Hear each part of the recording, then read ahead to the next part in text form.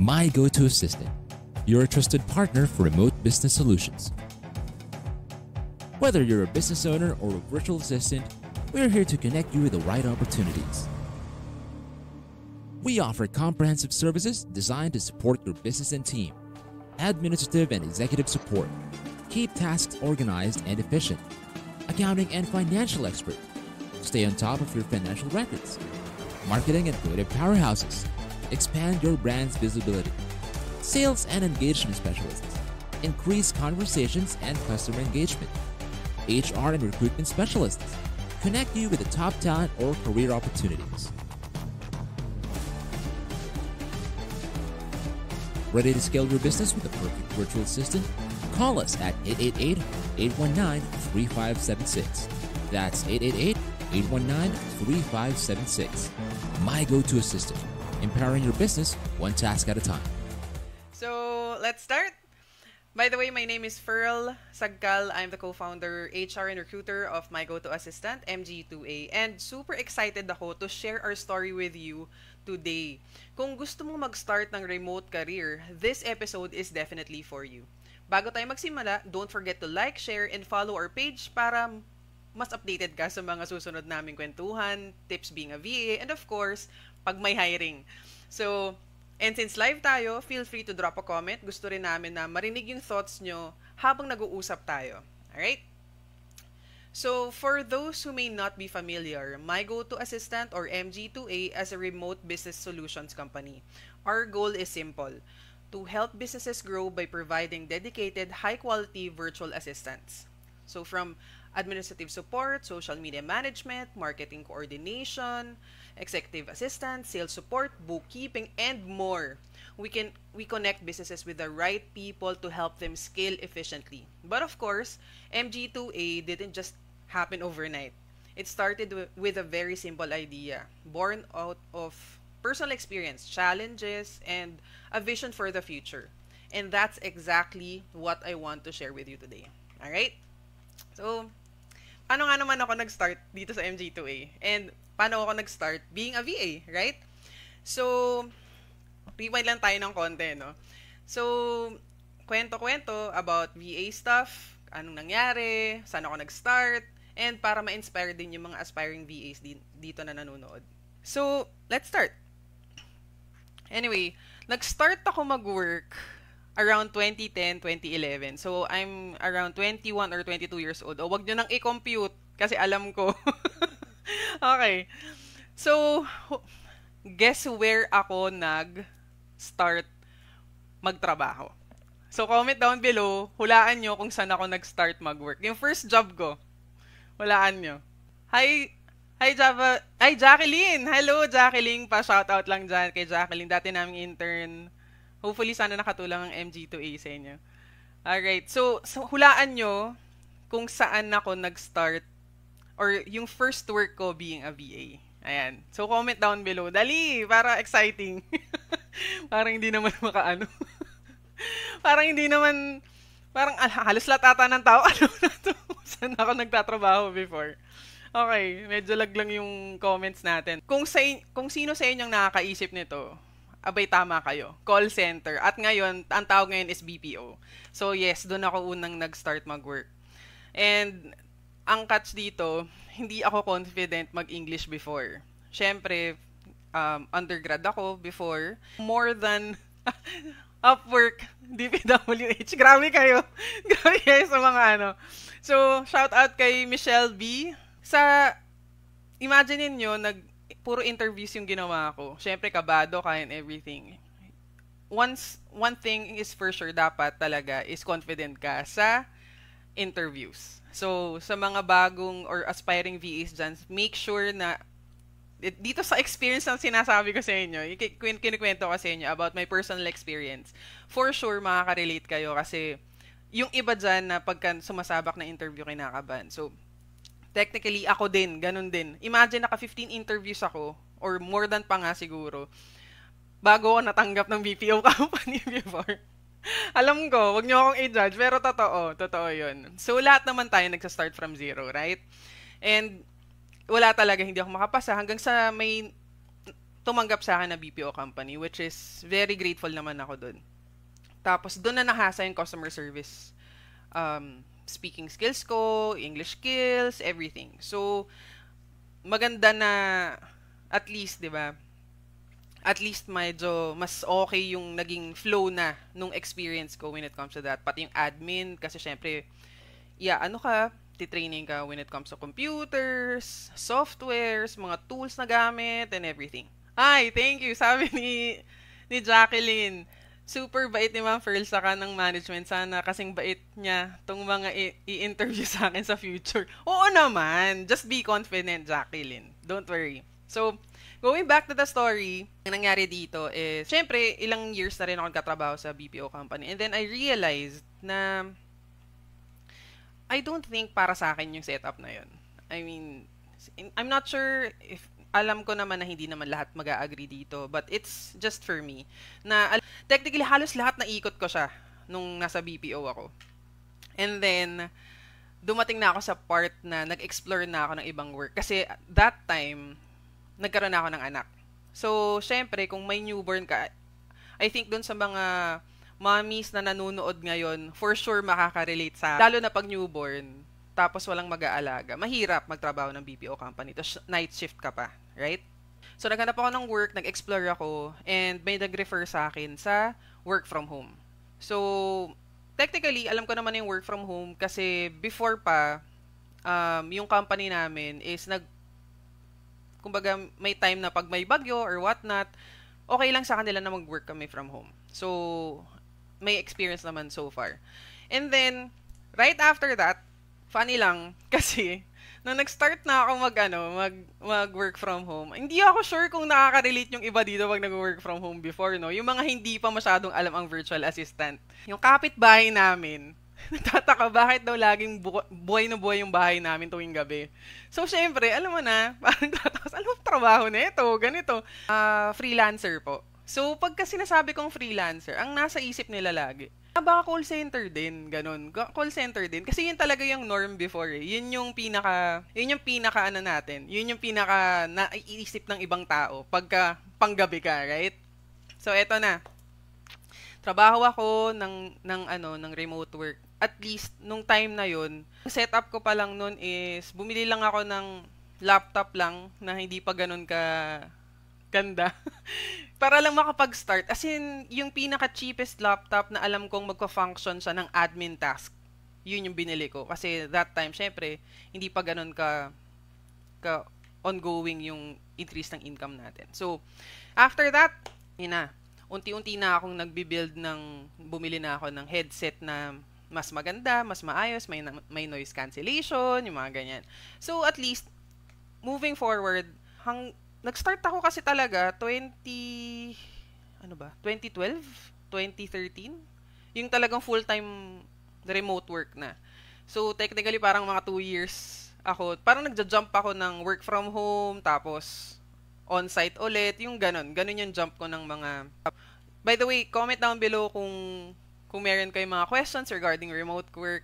I'll answer your questions, definitely. Ayan. Ay, Ate Rica, hello! Thank you. Alright, so, to cut the long story short, ang ganda nang naidulot sa akin ng remote work. Being a VA. Ang tips ko lang dyan is like, syempre marami na kayong naiikot na industries. For sure, yung mga ibang nakaka-relate dito, yung mga viewers natin right now, malamang marami kayong napasukan ng iba't ibang trabaho. And most of the time, minsan kasi hindi lang dahil sa pera yan. Dumadating din tayo sa passion din. So ako nasubukan ko yung sales, collections, verifications, yung background checking yun eh. Background checking ng mga candidates. Imagine nagkaroon na ako ng background parang pang-recruitment na din talaga. So, siguro doon ako linilid ni Lord, no, na kung saan ako dapat mapunta. Pero, inikot ko lahat. Magiging VA sa financial company, ano pa ba? Video editor, as in, ganun. Tapos, hanggang sa naging recruiter ako. Okay, doon na nag-start yun. Naging recruiter ako, naging team lead ako. Ang dami, parang one-man team din yung nangyari sa akin before. Ang dami ko natutunan. And, I'm thankful na nakita ko na yung gusto kong gawin talaga. HR and recruitment. Why? Pandemic happened. And Julian Arvid, hello! Trust the process. Oh, proud video here. Hello, thank you so much for watching. Please share and like, follow our page, MG2A Careers. Alright. So, back to the topic. Ang nangyari doon is pandemic. Doon pa lang sumikat ang pagiging freelancer, remote work, or virtual assistant. Walang naniniwala sa akin before na may growth being a virtual assistant. Honestly, kanya-kanya naman ng perception yan, ng views yan sa buhay, right?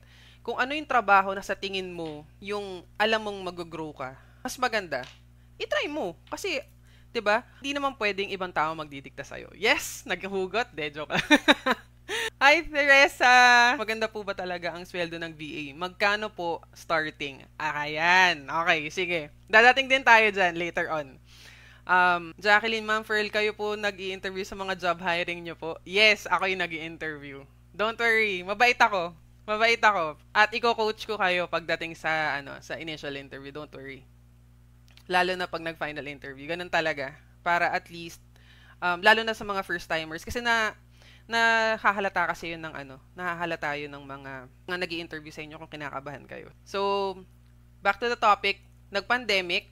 Ang nangyari doon is, walang naniniwala na may virtual assistant before. Kasi honestly, hindi naman sa pero may friends ako na hindi talaga naniniwala dun sa trabaho ko. Na ang tingin pa rin talaga nila is being a remote worker or a virtual assistant is like just a BPO company. A typical BPO company, ganun. Pero, honestly, dito sa trabaho na to, before kasi nung nag-start ako, di ba, na banggit ko sa inyo, like 2012, 2013, wala pa kasing mga online courses nun, honestly. Bihira ang nagbibigay ng online courses nun na libre. Syempre, nagsa-start ka, wala ka pa munang pambayad. Ngayon kasi, mas affordable yung courses. At the same time, it's free. Nasa YouTube na lahat, may ChatGPT, may mga AI na tayo. And ang best friend ko before ay YouTube at Google. Ganun lang. Ganun lang ang best friend ko before. Honestly, wala akong alam sa Google Suite, yung workspace at all. Wala akong idea kung paano gawin. Ang alam ko lang, Microsoft Document, Excel na basic, tapos PowerPoint na basic. Ganon, as in wala akong idea. Kahit mag-video edit, wala akong idea. Everything, I found it on the internet. Kailangan ko lang, ang mindset ko lang before is, I need to learn more.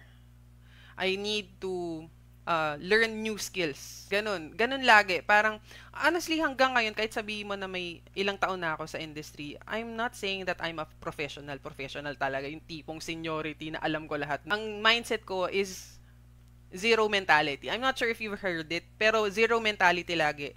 It's because of, for us to grow more. Kasi, i-accept natin na hindi lahat ng bagay alam talaga natin. We need to learn more. Even dun sa, kung nasang industry ako ngayon, which is nasa recruitment industry ako, yung department ko itself, talagang kailangan ko pa rin matuto. Kasi yung innovation, ang bilis ng pacing, right? Ngayon may AI na, before wala. Dati manual na namimigay lang ng flyers. Pagka may hiring, ngayon online na ang hiring, right? So, technically, you need to learn every day. Learn as much as you can. Kasi, nagpo-progress. If you want to stay in this industry, you need to progress dun sa mga tools, yung mga bago, try something new, mga ganon. So, at least may idea ka kung paano nag-work lahat. Right? So, comment down below is in case that, yung mga bago natin dyan, hindi marunong ng Google Suite or Google Workspace, definitely will try to do something for you guys para matulungan namin kayo. Alright? Very considerate si Pearl when it comes to candidates. Yes, kasi ang goal talaga kasi ng My Go-To Assistant, honestly, is we want to help Filipino community to grow and we want to provide more opportunities as much as we can. Kasi, yun yung pinaka-goal natin. For sure, hindi lang ako yung naka-experience ito. I'm sure meron tayong viewers dyan na nakaka-experience din ito na nawalan ng work.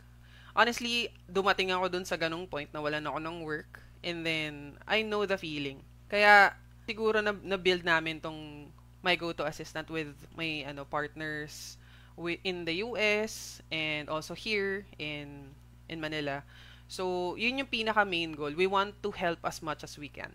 Hindi tayo magiging madama dun sa part na yun. Yung opportunities, yung kumbaga hustle mentality ng mga Pilipino, let's go, ganon. Nakaka-motivate mag-apply kapag ganito kabait yung interview. Ay naman, thank you, Jacqueline. Ang ano lang naman talaga ng My Go-To Assistant, and even as a person, if you're providing your, or giving your trust to someone, also, be transparent din at the same time, right? Kasi, ano siya para siyang relasyon. Aminin natin, para siyang relasyon. Okay. Sa company, para siyang relasyon, lalo na kung okay yung company na napasok. Yung community, makikita mo naman na kagad kung okay yung community o yung okay yung feel ng company na pinasukan mo. First off is you need to be trustworthy. Kasi binibigay din ng company yung tiwala nila sa inyo, right? So, ibalik nyo rin yung tiwala na binibigay ng company sa inyo. At the same time, doon tayo sa deliverables. Okay, doon ako pupunta. Sa deliverables, medyo free-flowing tong live natin kasi first episode, and definitely if you have any comments or, suggestions there na kung mga topics and everything, please comment down below para at least makita natin kung ano yung pwede natin gawin at makatulong din sa inyo on the next lives. Sabi ni Jacqueline, kaya siguro di pa ako na-hire sa iba. Baka para sa MG2A ako. Sana more openings pa. Yes!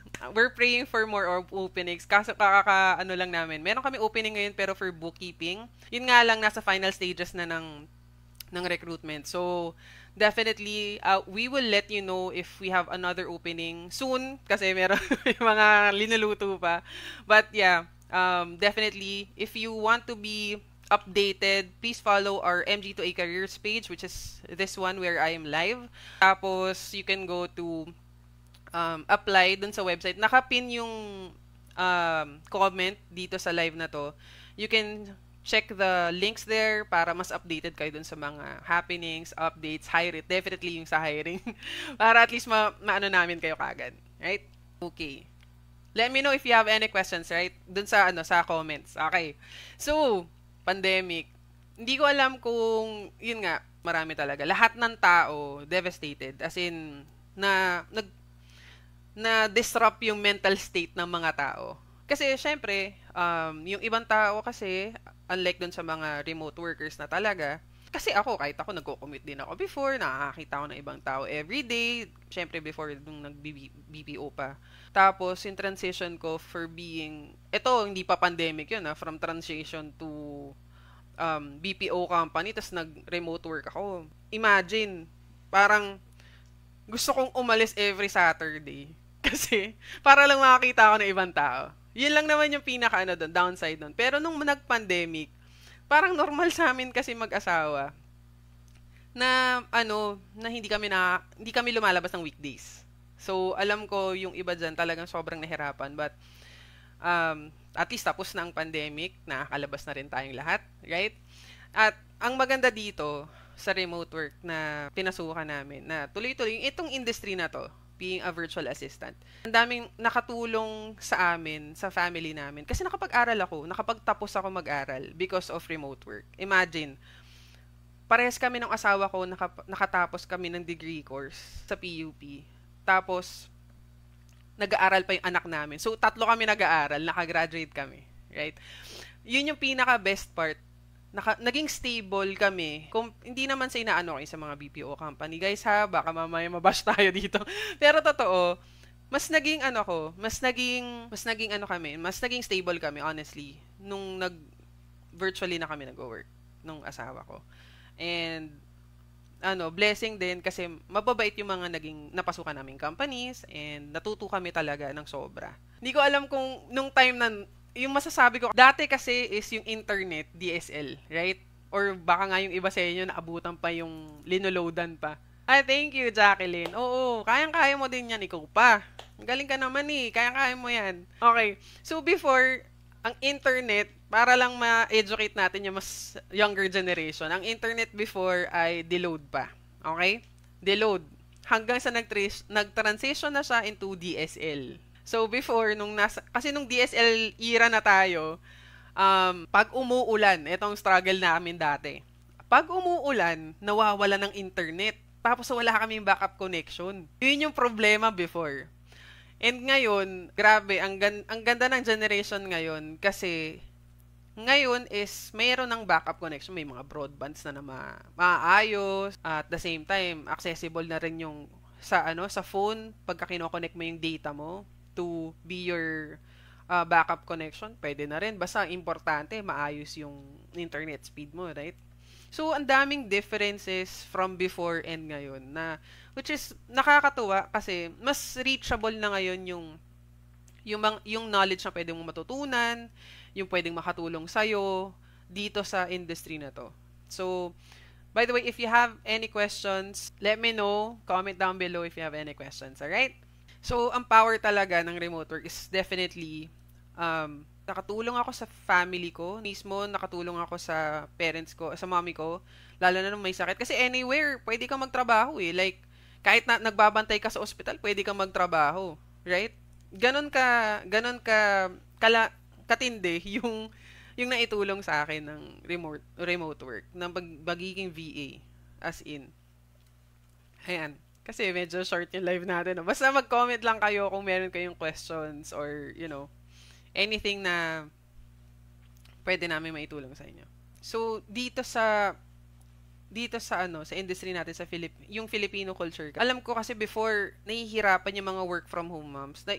Kasi ngayon work from home moms na. Before housewives. Ngayon, yung housewives can be professionals. Yun yung pinakamagandang part. O kaya yung mga house husbands na gustong magtrabaho at matulungan yung asawa nila to earn. Ngayon nagagawa na. Which is napakaganda nung nadulot sa atin yung nabuksan sa atin ng industry para mag-scale up yung mga Pilipino. Kaya nga nagtataka ako, sabi ko, ang dami nang nag-a-apply. Ang dami nang na-encourage na mag-apply, matuto, and everything. Kaya maganda na tuloy-tuloy lang yung learnings. Lalo na, ang suggestion ko sa inyo, pag may hindi kayo alam, or may gusto kayo matutunan, syempre, focus muna kayo sa isang niche. Kasi gano'n naman talaga. Like, kahit naman sa BPO company or sa ibang companies, kung may mga task ka, like, for example, for sales and marketing, dito ka lang muna kung ano yung involved dun sa sales and marketing. Gets? So, ako dito sa recruitment, talagang inaral ko kung paano yung better approach for us para sa recruitment. Kumbaga, kung saan nakukuha ko yung kasi marami pa rin kaming mga candidates na sinesendan ko ng offers, yung mga job openings, ganyan. Nag-reply pa rin sila, nag-a-apply pa rin, tuloy-tuloy pa rin sila nag-a-apply. I mean, yun yung power ng MG2A, kung paano namin gustong bigyan lagi ng opportunities yung mga tao. So, if I were you, check the pin na comment dito sa live na to, and apply dun sa kasi even if walang opening, at least pag nagkaroon kami ng opening na talagang kailangan na namin or basta magkaroon lang ng opening, for sure kapag nag-sign up ka sa amin, masesendan ka namin ng job opening para at least makita mo rin kung okay ba or hindi, ganon. Okay ba sa'yo? Hindi. Pero definitely yun yung mga key points. So key points natin for today, definitely, maging self-starter tayo when it comes to learning. Pangalawa, when the company or anyone gives you trust, panindigan natin yung trust na yun. Ibalik din natin sa kanila yung tiwala na yun. Right? Tapos, always make sure na we give 100% sa lahat ng ginagawa natin. Para at least, alam mo yun, wala tayong pagsisisihan sa bandang huli. Kasi, honestly, ako dito sa being a virtual assistant or being a remote worker, freelancer kung tawagin, hindi ako nagsisisi. Talagang masaya ako dito sa naging trabaho ko. Kaya nanabana. Nanabana. Okay. Oh, by the way, meron din kaming TikTok account. So, please follow us. Also, may TikTok din ako for MG2A. So, search na lang Ferl, tapos My Go-To Assistant. Yan. Tapos, doon sa My Go-To Assistant naman, My Go-To Assistant naman din talaga yung nakalagay doon. So, walang spaces yun, guys, ha? My Go-To Assistant. Diretso. Okay? Any questions so far? Questions or suggestions when it comes to our next live? Pasensya na, guys. First live natin. So, from Camille. Hi, Miss Ferl. What is your biggest challenge sa VA journey mo? Biggest challenge. Noon o ngayon? Noon. Sige, sabihin ko yung noon. Actually, yung noon is yung internet connection. Honestly, yung internet connection talaga. Mm-mm. Yun ang pinaka-biggest challenge noon. Tsaka yung uh, resources. Like, for example, may gusto kong matutunan or something. Ngayon kasi, marami na. Marami na po-provide ng courses, marami ng nasa internet. As in, everything is already in the internet. Before kasi hindi lahat free. Ngayon kasi marami ng free, may mga paid na, alam mo yun, mura naman at marami ka din namang matututunan. Okay naman yung sound sa'yo. Thank you! Hi, Joanne! Thank you for watching. Okay. So, yun yung pinaka-biggest challenge dun sa akin, yung internet connection. But now, ang biggest challenge. Siguro ang biggest challenge sa akin ngayon is how I manage my time na may gusto pa akong gawin. Kasi, alam mo yun, marami kasi talaga akong gusto. Ganitong edad ko, ang tagal ko na dito, pero ang dami ko pa rin gustong matutunan, honestly. Ma'am Ferl, ano po technical requirements po sa inyo kapag nag-apply? Okay, good question. So, make sure to update your resume. Yan, first yan. Pangalawa is yung introduction video. Usually, introduction video, wala pa namang 1 minute yan. So, you can just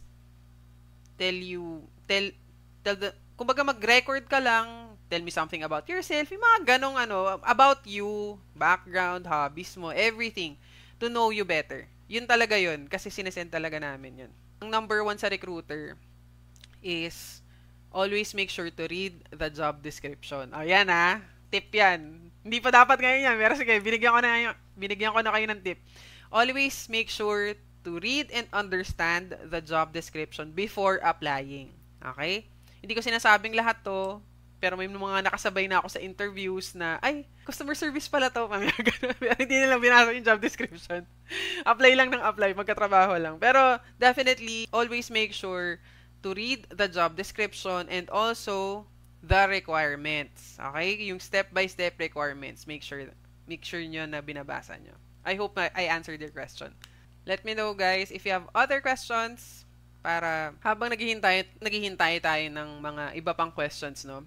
Well, we want to do something special for everyone watching the live today. Okay? At My Go-To Assistant, we don't just tell the story.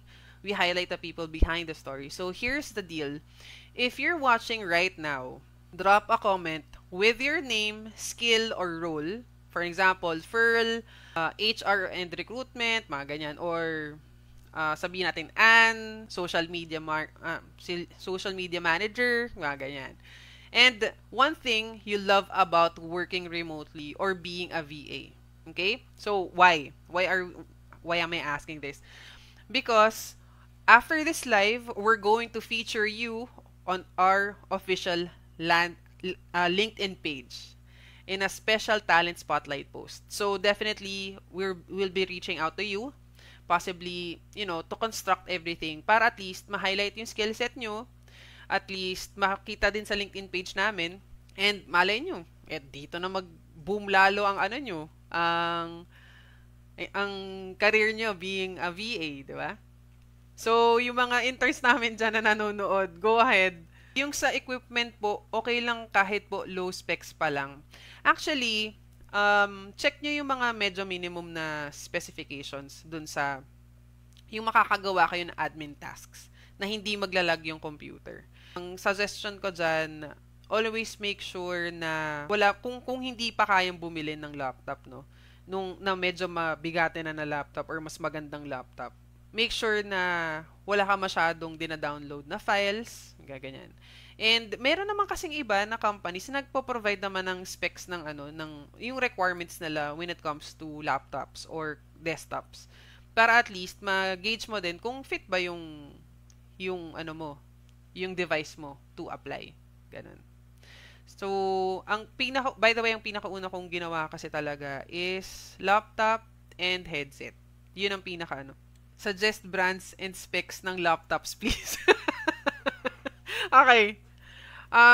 Dalawa kasi gamit ko right now. Ang gamit ko na laptop is Mac and also Lenovo. Yun.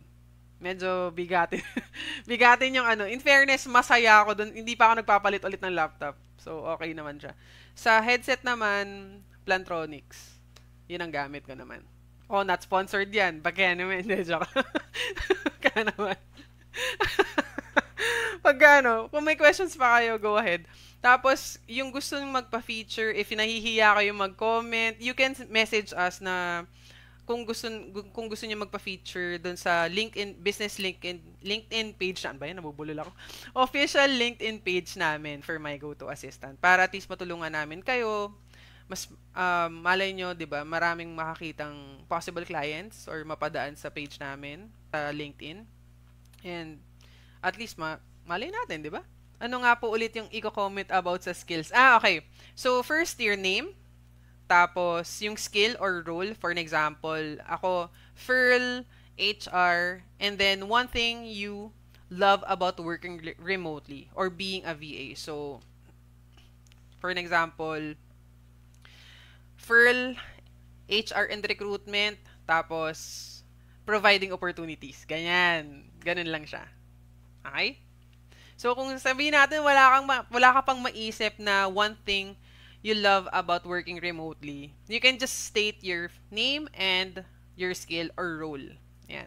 And then we can reach out to you. Or kung nahihiya yung iba, message us, MG2A Careers. Yan. Yung mga hindi pa nakakapag-like, follow, ng share or kung ano man, dito sa careers page namin, you can just search or click mo na lang yung dito sa ano.